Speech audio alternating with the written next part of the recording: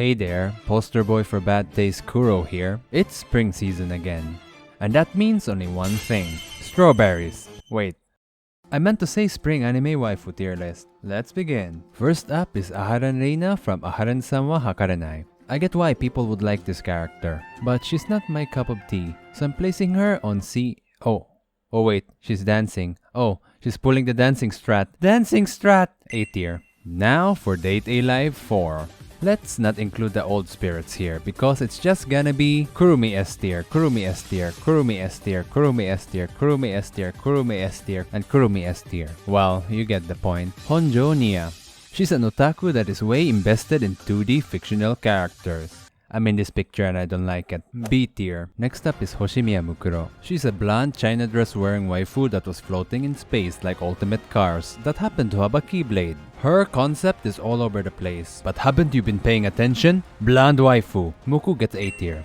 Ru Christas from Mahotsukai Reimeki. She's the Dawn Witch. Despite being blonde, she receives the lolly nerf. Still a fun character though. She gets C tier. Also from the same anime, we have Holt. She's a dark-skinned waifu and that's always a plus. Her jolly personality makes her a very good travel companion. She goes in A tier. Lastly, from the same anime, we have Zero. Wait, she looks familiar. This anime is a sequel to Grimoire of Zero? How did this get a sequel and not No Game No Life? Anyways, good job. She got buffed from a cheeky brat to a cheeky onesama. So she gets S tier. Bland, a cheeky, bland. We have Tsukimi Eiko from Pare Picome. She's a waifu that has so much positive energy that when I'm struggling with real life, she reminds me that everything is going to be alright. And plus, her drip is so sick. She gets S tier. Also from the same anime, we have Kuon Nanami. She's a chill waifu that you just want to hang out with.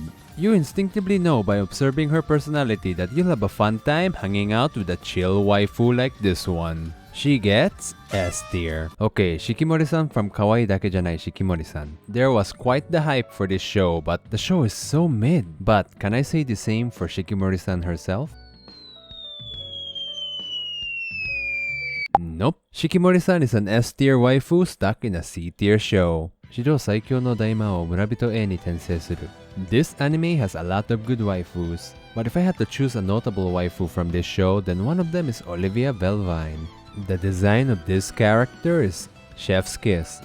It looks great. Thank you, chef. The tough onesama look with the cat ears is a very good combination. So, S tier. Every other waifu in this show is A tier though. This girl is just Momo from Tolabru. Next up is Meno from Shokei Shoujo no Virgin Road. The reliable senpai is here. Her design is very slick, and the slit into the thigh belt combo is pretty good. Overall, I enjoy very conflicted characters because they're more interesting. She gets S for senpai. From the same anime, we have Tokito Akari.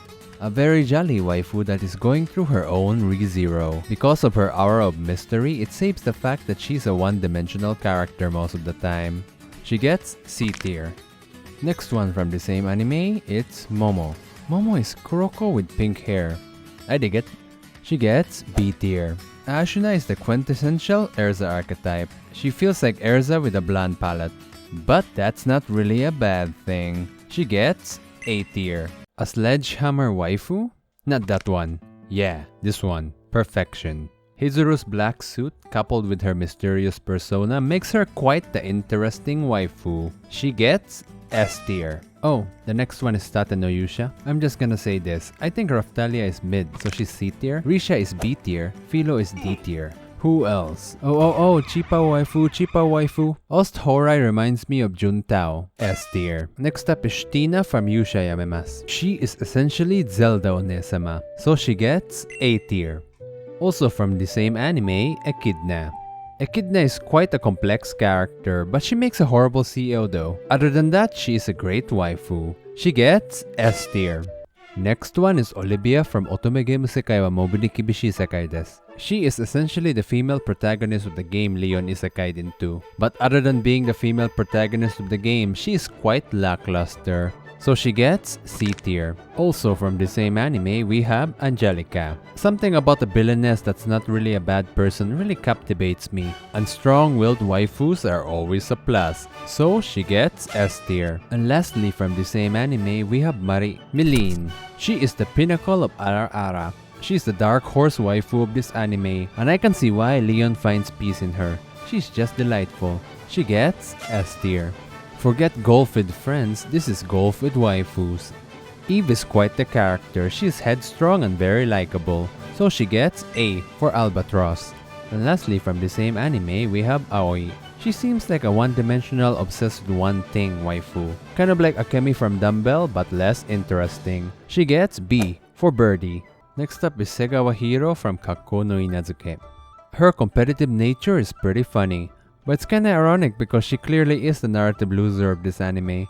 So let's just color her hair blue and call it a day. C tier. Also from the same anime, we have Uminosachi. I'm really not a fan of the Imoto trope. We all know Onesan is supreme. So she gets B tier. And lastly from the same anime, we have Amano Erika, an influencer with a good heart. She's like Marin Light, and she is clearly the best girl of the show, so she gets S tier. Next up is Arian from Gaikotsu Kishi-sama Tadaima Isekai o Dekakechu. She's like the elf version of Shion from Tales of Arise. Her design is great and her mean but later on opens up to the cursed protagonist. Yeah, kinda makes her elf Shion. So she gets S for Shion. Next we have Desumi from Koi wa Sekai Seifuku no Ato de. She is quite likable. This tough but actually lovable character is never boring to see. And I'm not saying that because she looks like Mami-chan in normal clothes. She gets S tier. Also from the same anime, we have Misaki, the yellow gelato. Have you seen this intro sequence? She is peak Onesan, and there's no such thing as too much Onesan. So she goes on S tier. It's time for Kaguya-sama. There are a lot of notable waifus in Kaguya-sama. But let's boil it down to these three: Kaguya, Chika, and Hayasaka. First of all, I'm an avid fan of the tsundere because there's something wrong with me. And Kaguya is a great tsundere, so she gets S tier. Chika is a ball of sunshine that lightens up the entire room. And I get the appeal, but she's not my cup of tea. So Chika is in C tier. And lastly for Hayasaka, the more I learn about her character, the more interesting she becomes. To a point that sometimes her conflict carries the show more than Kaguya. She gets a well-deserved S tier. Wait, a show about a backstabbing mind game filled with deceit and trickery? There is no way there would be a waifu in this show. Oh wait, this is a spicy Kuro video. First, we have Sawaragi Shiho. She seemed to have a lot of mysteries surrounding her. She could be entirely innocent or could be involved in everything that happened in the show. Until I know for sure, she gets A tier. And lastly from the same anime, we have Mizuse Maria. She is one of the admin of Tomodachi game, and I dig it. I love how she's a bundle of playfulness and deceit. She gets S tier. Your forger. Goddess have descended. Your waifu, my waifu, our waifu. The design is on point. That black dress that brings out her mature aura coupled with her ara-ara talking style is just out of this world. She is in S tier for sure, but she also gets the title Best Girl of the Season. And that's it. Don't forget to subscribe, and if you enjoyed this video, maybe you'll enjoy this one.